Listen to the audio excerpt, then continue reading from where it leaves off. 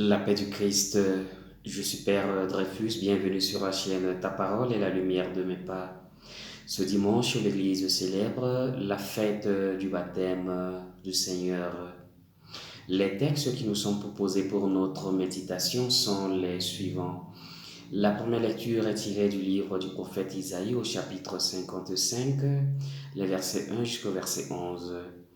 La deuxième lecture est tirée de la première lettre de Saint Jean, chapitre 5, verset 1 jusqu'au verset 9. Et l'évangile est tiré de Saint Marc, au chapitre 1er, le verset 7 jusqu'au verset 11. Le dimanche dernier, nous avons célébré l'épiphanie du Seigneur.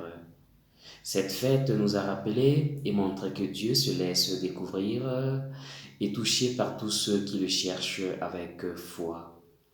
Aujourd'hui, nous fêtons le baptême du Seigneur. Avec son baptême, Jésus se manifeste pour la première fois publiquement. L'évangile de ce dimanche nous rapporte l'événement du baptême de Jésus. Ce baptême donné par Jean-Baptiste était un geste de pénitence. Ceux qui demandaient à le recevoir manifestaient qu'ils se reconnaissaient pécheurs. Ils étaient plongés dans les eaux du Jourdain et en ressortaient purifiés. Cette démarche les engageait sur la route d'une véritable conversion. Voilà que Jésus vient aussi demander ce baptême. Jésus, Fils de Dieu, est saint, sans péché. Alors pourquoi Jésus veut-il vivre ce baptême? Jean ne comprend pas et se défend de donner ce baptême de repentir à Jésus alors qu'il a reconnu en lui le Messie. Pour mieux comprendre le sens du geste posé par Jésus, il faut partir de la signification du mot baptême. Le mot baptême signifie plonger ou immersion en grec. Au jour de son baptême, Jésus, pur de tout péché, a été plongé dans l'eau du Jourdain. Le Fils de Dieu a été immergé dans notre réalité des pécheurs pour nous faire participer à la vie de Dieu. Jésus ne vient pas au baptême de Jean pour lui-même, mais pour toute l'humanité pécheresse. Il entre dans le chemin de l'offrande de lui-même, dans sa vocation de Messie, d'envoyé de Dieu, chemin qui le conduira jusqu'à la mort sur la croix et à la résurrection. Dans le Jourdain, Jésus révèle la solidarité profonde de Dieu. Il ne nous considère pas comme des pétriférés, mais comme des gens blessés, malades, dont il se soucie et qu'il veut sauver. Le baptême de Jésus est donc tout à la fois l'incroyable humilité et charité du Christ venu se mettre au rang des pécheurs. Par son incarnation, il devient pour nous un Messie humble, solidaire et fraternel. Jésus n'avait pas besoin de ce baptême donné par Jean-Baptiste. Il n'avait pas de péché à se faire pardonner, mais il a tenu à rejoindre tous les hommes pécheurs. Dieu vient nous rejoindre là où nous sommes. C'est le scandale de la condescendance de Dieu. Ainsi l'appelaient les pères de l'Église.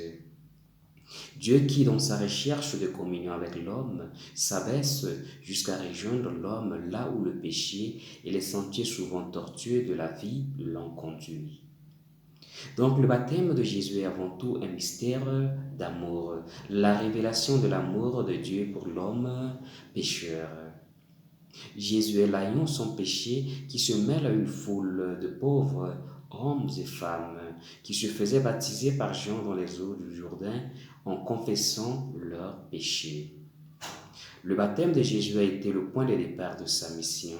Il commence sa mission en se mettant à la place des pécheurs dans la perspective de la croix. Cet acte de Jésus a anticipé la croix, l'acceptation de la mort pour nos péchés et pour ceux de toute l'humanité. Jésus prend sur ses épaules le fardeau de la culpabilité de l'humanité tout entière. Avec la naissance et le baptême de Jésus, le ciel se déchire et Dieu vient habiter parmi nous. Avec le baptême de Jésus, la sainteté chrétienne ne consiste plus, comme dans l'Ancien Testament, à se séparer des pécheurs, des impurs, par peur de se souiller. Au contraire, elle consiste à s'asseoir à leur table comme Jésus pour les aider à sortir de leur situation. Tout au long de son ministère, Jésus a annoncé la bonne nouvelle aux pauvres. Il a pardonné, guéri et relevé. Il a fait renaître l'espérance là où il n'y en avait plus. Cette fête du baptême du Seigneur, sur qui descend l'Esprit Saint et que le Père révèle comme Fils bien-aimé, nous invite aussi à réfléchir sur notre propre baptême. Le pape Saint Jean-Paul II posait cette question à la France, je cite, France, qu'as-tu fait de ton baptême? Fin de citation. Cette question à chacun de nous doit se la poser pour le même. Qu'ai-je fait avec mon baptême? Avec cette fête d'aujourd'hui, nous entrons dans le temps ordinaire. Notre baptême ne doit pas être un événement isolé de notre vie, comme une sorte de parenthèse, comme un jour de fête particulier.